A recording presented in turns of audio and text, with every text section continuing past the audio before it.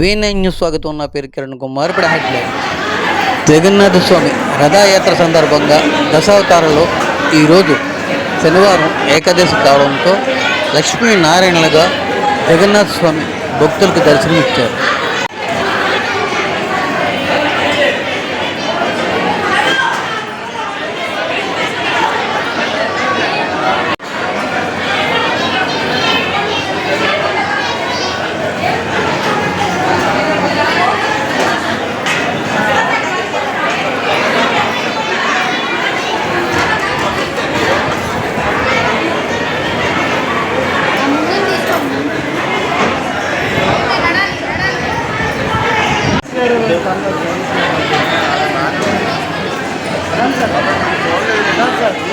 చెప్పండి సార్.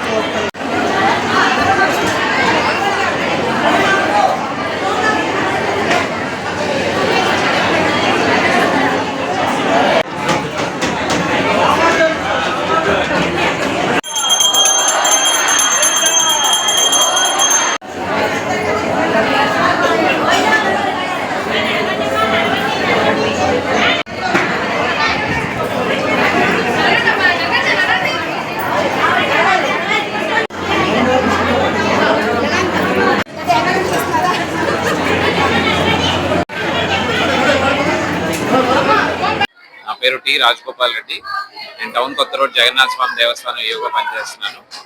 ఈరోజు రథయాత్ర మహోత్సవాల్లో దశావతారాల్లో భాగంగా శనివారం తొలి ఏకాదశి సందర్భంగా స్వామివారు లక్ష్మీనారాయణుల అవతారంలో భక్తులందరికీ కూడా దర్శనం ఇస్తున్నారండి. శేషపాంపు మీద ఉదయం 5 గంటల నుంచి కూడా రాత్రి 10 గంటల వరకు స్వామివారి దర్శన భాగ్యం భక్తులకు కల్పిస్తాము. ఈరోజు విశేషం ఏంటంటే మన హోంశాఖ మంత్రులు శ్రీమతి మంగళపూడి అనిత గారు పాయకరావుపేట దేవస్థానం తరఫున వచ్చి పట్టు వస్త్రాలు అనేవి సమర్పించారు. వారికి ఏసీ గారు, నేను, అలాగే మా ట్రస్ట్ బోర్డ్ మెంబర్స్ అందరూ కూడా స్వాగతం పలికి వేదాశీర్వచనం చేయించి ప్రత్యేక పూజలు చేయించి ప్రసాదం అందజేసామండి.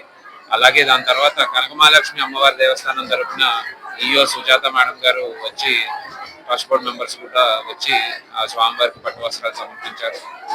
మధ్యాహ్నం 1500 మందికి అన్న సంతర్పణ కార్యక్రమాన్ని నిర్వహించాము.